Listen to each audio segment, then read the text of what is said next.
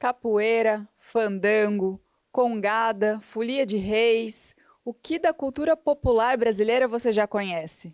Uma coisa eu te garanto: é preciso andar muito para conhecer pelo menos um pouquinho da riqueza desse país. Começa agora mais um Multiversos, o programa de arte e cultura da PUC Paraná, em parceria com a TV Evangelizar. E o nosso assunto de hoje é cultura popular brasileira.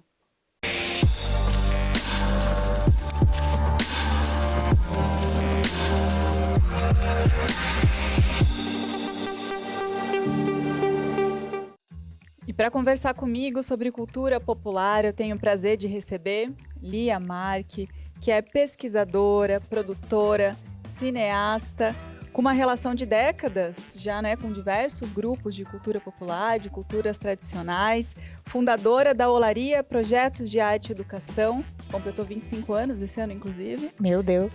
Seja muito bem-vinda, Lia. Obrigada, um prazer estar aqui.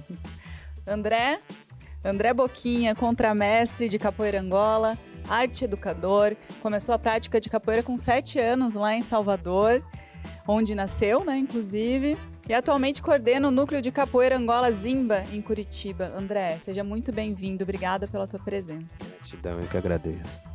E Cremildes Bar, mais conhecida como Midi, uma pessoa fundamental na história não só do fandango, mas da cultura popular paranaense. É um prazer imenso receber a senhora aqui e também, é claro, né, fundadora do grupo Meu Paraná. Muito obrigada por estar aqui com a gente hoje. Eu agradeço o convite.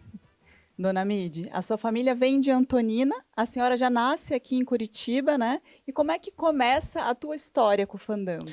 Mamãe falava do fandango de Curitiba. Quando a mamãe veio de Antonina, casada com o papai, e já tinha 2 filhos, eles foram morar na Vila Parolim. E lá tinha uma sociedade e eles ouviam muito fandango. E mais tarde, na década de 60, que eu fui conhecer o fandango, saber o que era o fandango, estudar o que era fandango, conviver com os mestres para saber o que é o fandango.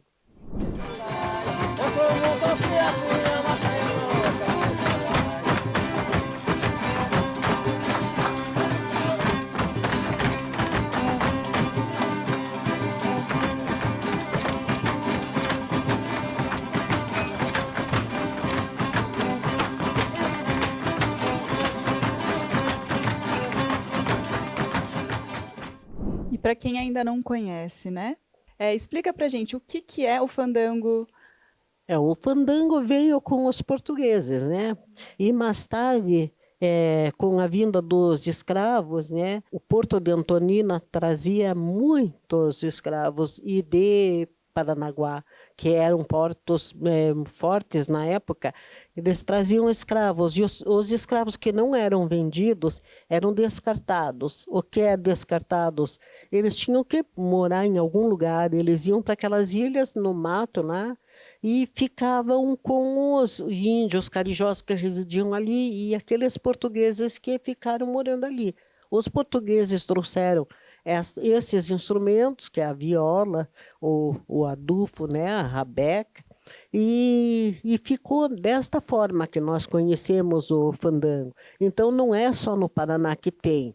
Tem Santa Catarina ainda tem, principalmente no litoral, né? São Paulo tem também um fandango. Ele deveria ser mostrado como a mais antiga manifestação do Paraná. O paranaense devia conhecer e pode conhecer porque ele traz muita cultura. E falando em Paraná, Lia, ao longo desses anos de pesquisa, você rodou muito o Paraná e eu queria saber um pouco dessa experiência, do que você encontrou e tem encontrado nessas suas caminhadas, né? E nesse seu trabalho que você desenvolve.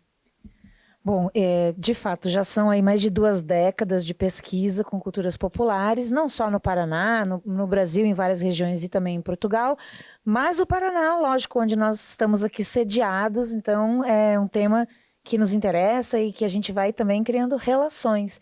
Eu comecei o meu trabalho com pesquisa, com documentação e divulgação de tradições musicais populares, justamente com o fandango, também com a Folia de Reis no Brasil Central, mas muito com a comunidade fandangueira, que hoje está muito voltada ali no litoral, né? Um núcleo mesmo de grande força da comunidade.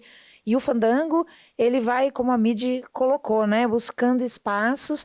Acho que ainda tem muito por ser conquistado, mas também acho que tem muita gente jovem querendo chegar perto, chegar junto, conhecer esse baile que hoje também, para as populações caiçaras, é um baile de mutirão, como era nos idos tempos que as pessoas se juntavam para fazer a festa, as pessoas se juntam hoje para expressar a sua cultura a partir da música.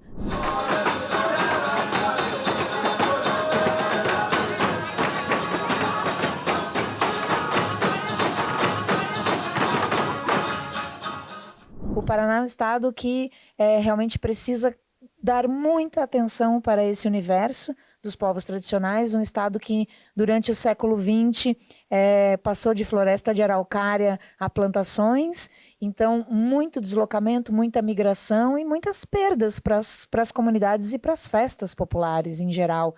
Mas, felizmente, a gente pode contar com a importância que a cultura tem na vida de todos e na vida das comunidades. E hoje a gente tem os faxinalenses, a gente tem os povos de terreiro, o pessoal da capoeira, que assim como o fandango é patrimônio material do Brasil, né? Foi registrado como patrimônio material, então existe também um movimento de buscar espaço para que essas culturas e os povos detentores desses conhecimentos possam ter mais espaço. Eu acho que o fandango, não sei se a Midi concorda, se eu posso dizer que o fandango é um precursor aqui no estado, mas acho que é uma comunidade que se fortaleceu e que, com o registro como bem de natureza imaterial, ganhou também determinados espaços, que hoje a capoeira vem ganhando bastante também, né?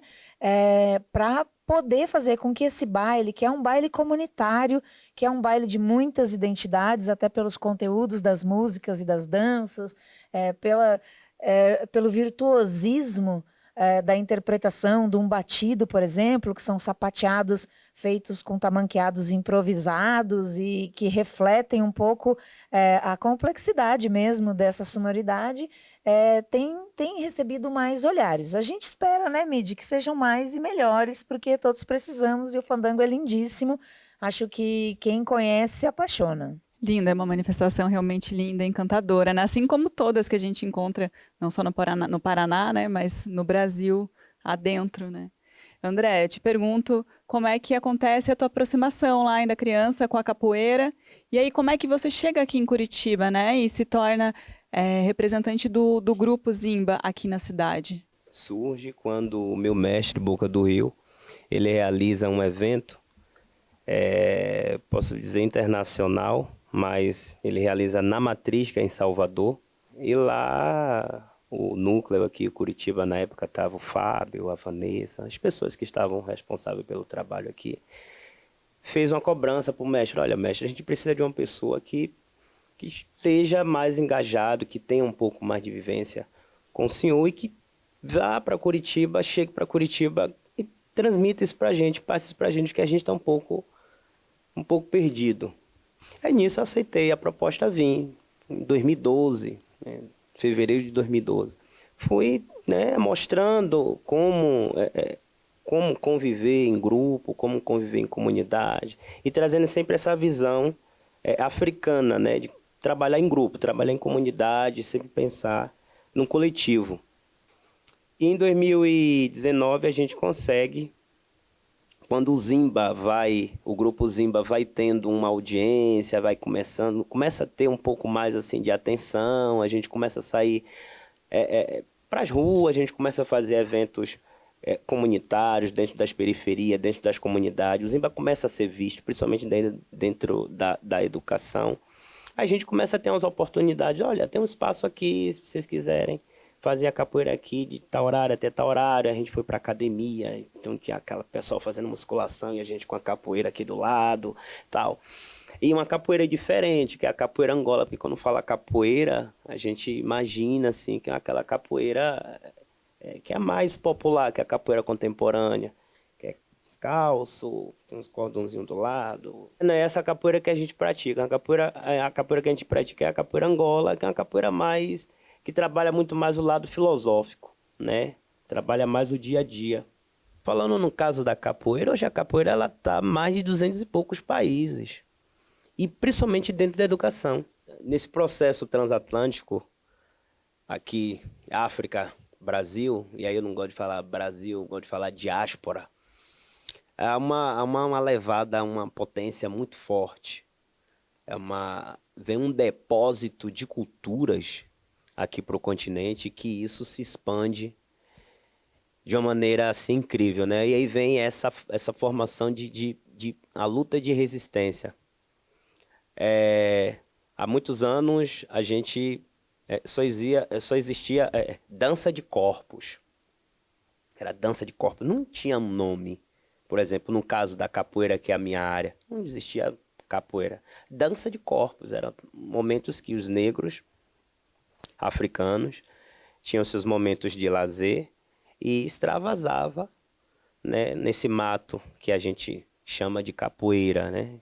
O africano aqui na diáspora, que é Brasil, ele utilizava desse espaço chamado capoeira, onde inclusive os tupinambás faziam suas queimas, né? Um ritual chamado coivara, que é onde eles faziam a queima deles, adubavam a terra ali.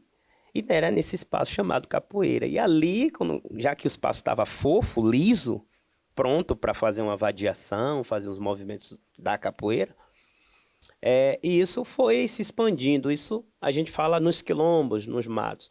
Mas quando a capoeira vem para o espaço urbano, para a cidade, onde os filhos de africanos, né, os escravizados, já estavam com uma falsa liberdade, a capoeira vem para esse espaço e aí começa todo esse processo de perseguição, né?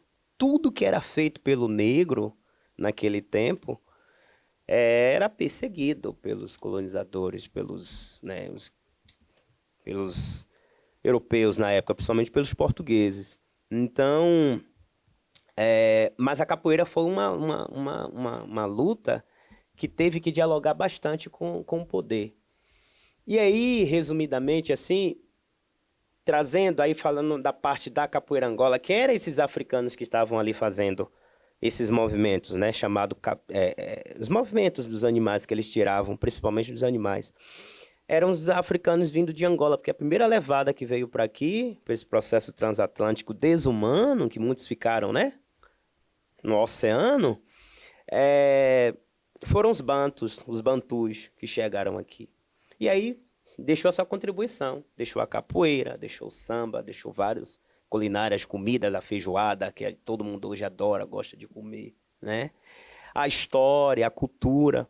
E aí assim foi, né, se mantendo, dialogando com o sistema daquele tempo até os dias de hoje, né? Porque os grupos de capoeira, na verdade, é um movimento subversivo.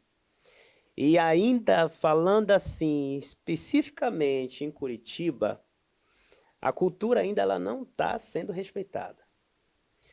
Se a gente pega o maracatu, se a gente pega o fandango, se a gente pega a capoeira, que são culturas populares, cultura que nasceu na rua, nas comunidades, há uma perseguição ainda muito grande, né? A segurança ainda não entendeu isso, talvez seja que a Lia falou, né? Um pouco do conhecimento, de não conhecer e tal. Mas como assim? Como é que a capoeira, no caso da capoeira, que está em vários países, sendo valorizada pelos embaixadores, pelos presidentes, não sei o que, os mestres ganhando prêmios, e aqui no Brasil ainda está lá atrás, está atrasado de um monte de coisas. Então, a cultura está se perdendo, sabe? Principalmente aqui em Curitiba, precisa ainda mais ter essa liberdade mesmo, não é barulho. Recebemos denúncia porque houve um barulho aqui, que estava na rua, os maracatus, a capoeira estava ali, tem que parar com isso aí, porque... Então, a gente sabe qual é o problema que essa cultura está afetando, sabe?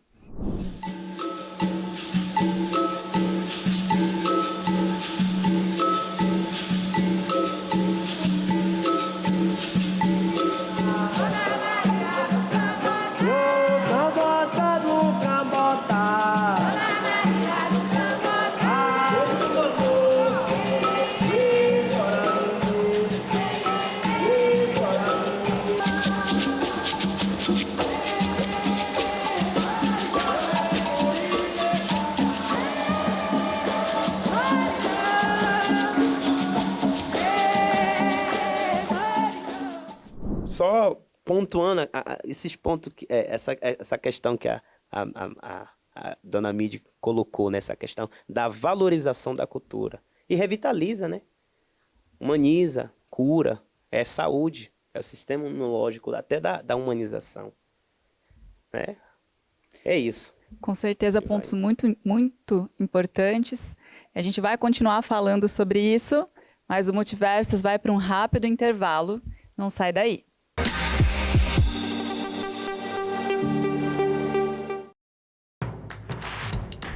Não perca mais nenhum vídeo da TV Evangelizar. Inscreva-se agora.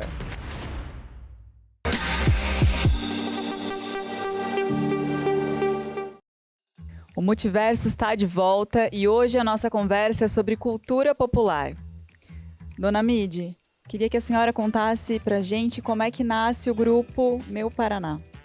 O Grupo Meu Paraná nasceu assim, nós fazíamos parte já há 15 anos da Associação Tradicionalista Gralha Azul, que foi extinta pela própria prefeitura, porque queria que fizesse que construísse uma área X de tantos metros quadrados, e a Associação Tradicionalista Gralha Azul não conseguiu, porque os cachês que um grupo de folclore recebe é muito pequeno. Aí a prefeitura já veio com o trator e meteu o trator naquela meia água.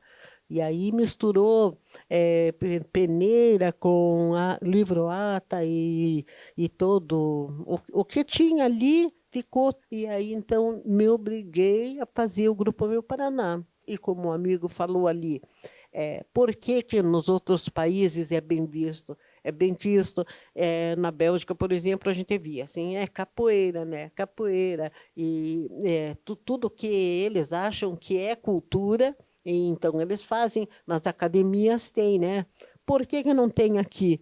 Porque para o brasileiro isso não é cultura. Para o paranaense, por exemplo, o fandango não é cultura. Eles dizem assim, sim, aqueles hominhos com aquelas violinhas. Hominho com aquela violinha. Você já subentende que acham que é qualquer coisa.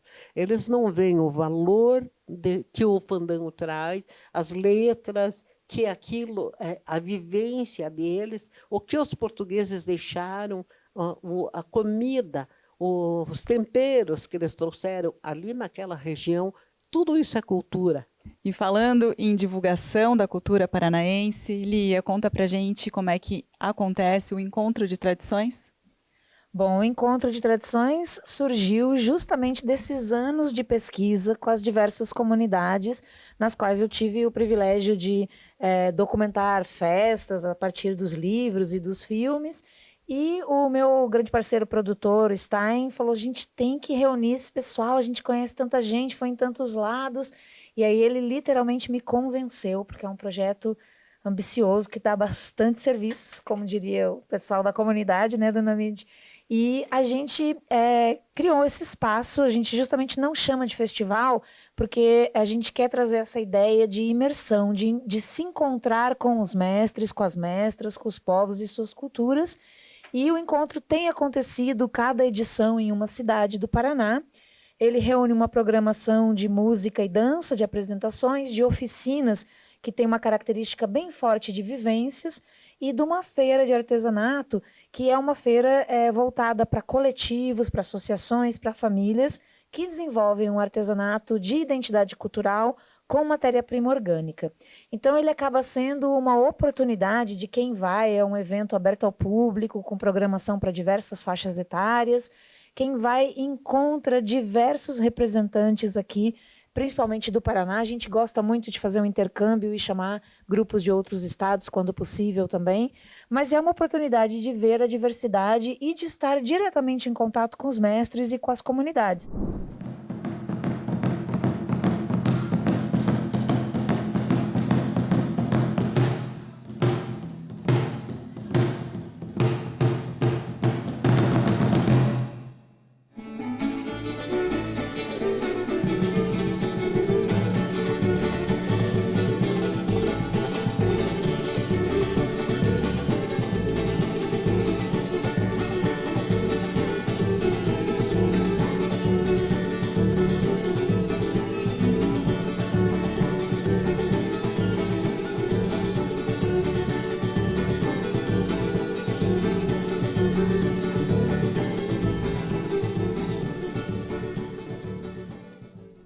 Então a gente tem o boi, tem a congada, tem o fandango, tem os povos indígenas, tem a capoeira, as tradições afro-brasileiras. E o encontro é um pouco essa ideia de você ir e falar, meu Deus, tem tudo isso. Para a gente encerrar essa nossa conversa de hoje, a gente já foi falando um pouco sobre isso no decorrer da nossa conversa, mas acho que é importante que a gente retome e resuma um pouquinho, que é qual é a importância da cultura popular para um povo. Mas, inclusive, falando da página da educação, nesse momento, nessa oportunidade que a Lia deu, né, o projeto dela deu para o Zimba, para a capoeira, tinha muitas crianças, adultos, adolescentes, de escola, educação. A maioria da educação estava tudo ali, sentadinho.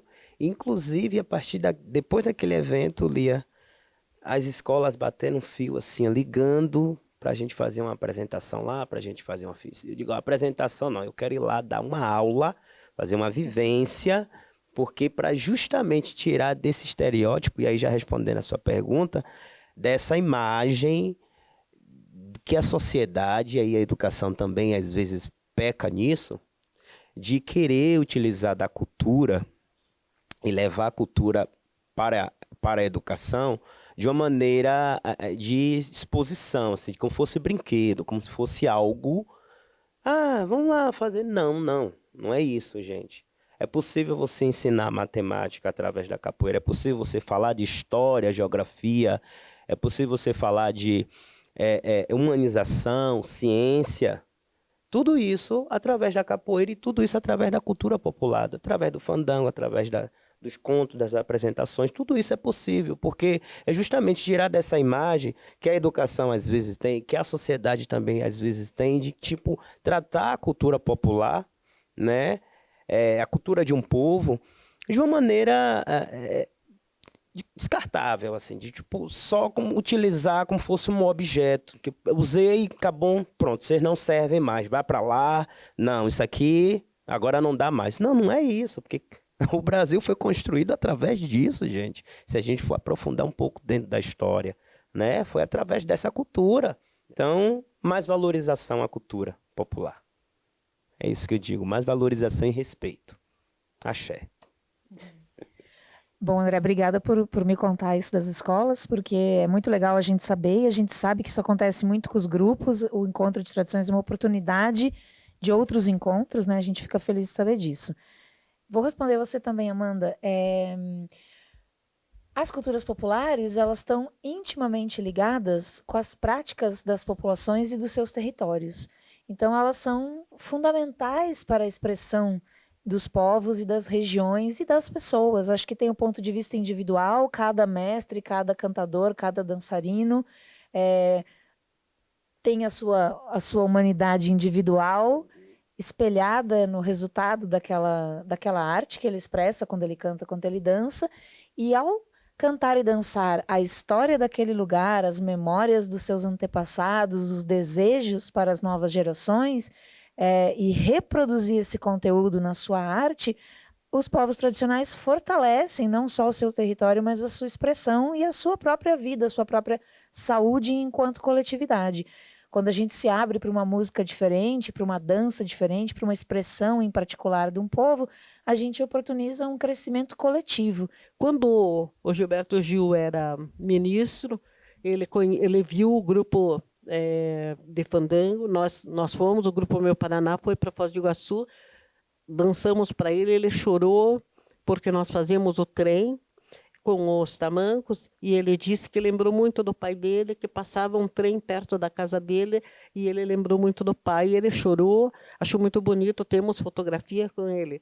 Depois, ele sabendo do meu trabalho através do grafite, ele deu uma entrevista para os jornais daqui, dizendo que nossa secretaria, a secretaria do nosso estado, desse uma força para o trabalho da Tia Mide, porque ele conheceu o nosso trabalho, ele viu o nosso trabalho e que o nosso trabalho, o fandango precisava de uma força. Mas, assim, não vejo a conscientização das autoridades para uma coisa que não é minha. É do Estado e que devia ser mostrado. É uma coisa que ia acrescentar na cultura das pessoas, né? E é claro que a gente estendeu a conversa para além do estúdio. Dá uma olhada. Meu nome é Itaércio Lopes Rocha, eu sou nascido no Maranhão e sou artista, músico, compositor, cantor. Tenho me apresentado mais assim, mas eu também bordo, eu também dirijo, né? Eu também escrevo. E acho que cultura popular, quando a gente fala de cultura popular, atualmente a gente está discutindo esse termo popular, porque popular parece que é uma coisa assim muito ligada para todo mundo. E assim, a gente hoje em dia percebe que as comunidades tradicionais é que mantêm isso que hoje em dia a gente chama de cultura popular. As culturas tradicionais brasileiras trazem no seu bojo essa coisa da cultura popular, que há um tempo atrás era chamada de folclore, que ficou uma coisa muito relegada aos museus e tudo mais. Mas a cultura popular tem essa coisa do real, daquilo que é palpável, né? Quando você bota um bloco na rua, não tem como negar aquilo. Aquilo está ali, pulsando. Quando você coloca uma escola de samba na rua, mesmo que o carnaval seja chinfrim, mesmo que chova, mesmo que as penas despenquem, mesmo que a fantasia desbote, aquilo tem a potência do nosso desejo, do nosso sonho de felicidade, de desejar o adiante, de desejar o futuro, de desejar a alegria. E nada é mais revolucionário, nada é mais pungente, nada é mais urgente do que desejar alegria e praticar alegria, exercitar alegria e distribuir alegria. E quando eu estou falando de alegria, não é só o fato de rir, eu fiquei, né? Não, eu estou falando de distribuir beleza, alegria no sentido de fantasia, no sentido de sonho, no sentido de comum unidade, de comum união. Porque para botar um bloco, para botar um bumba-boi, para botar uma roda de fandango, para botar uma roda de cacuriá, você precisa de gente que se una, que se conecte, que comungue a alegria, o prazer de estar juntos. Quando um bloco de carnaval se ergue em praça pública, em plena Curitiba, que se diz chuvosa, cinza e ranzinza, aquilo muda o mundo inteiro. Porque tradição é isso, é transformação. Então, tem um outro termo assim, que eu gosto de usar, essa coisa da ideia da tradição, porque quando a gente pensa de tradição, tradição é o quê? A gente costuma pensar que é coisa antiga, né? Mas assim, só é tradição aquilo que permanece. Quando você fala da tradição X, você está falando de algo que existe e que permaneceu. E tudo que permanece, só permanece porque está conectado com o agora. Se não está conectado com o agora, vira peça de museu. É uma coisa a ser lembrada, a ser registrada, catalogada. Mas a tradição é algo vivo, que só existe porque se conecta com agora. E se conecta com agora porque deseja permanecer. Então, assim, tradição é aquilo que é do passado, conectado com o presente, desejando autonomia. Quer saber mais sobre? Vá aos ensaios dos blocos, vá ao ensaio das escolas de samba, verifique, vá num baile de fandango, viaje. Vai ver as congadas da Lapa, vai ver as congadas de Minas Gerais, vai ver o boi do Maranhão, de Parintins. Vai ver aqui o pessoal aqui de Santa Catarina, está fazendo o pessoal do Berra Boi, fazendo um trabalho bacana, entendeu? Os congados daqui de São Paulo, Rio de Janeiro, né? É muito, o jongo daqui do Sudeste e do Sul. Vai lá, chegue junto, que é bom, é muito bom. Dona Mide, eu agradeço muito a tua presença. Lia, André, obrigada por essa conversa tão importante, com certeza. E você que ficou com a gente, muito obrigada e até o próximo Multiversos.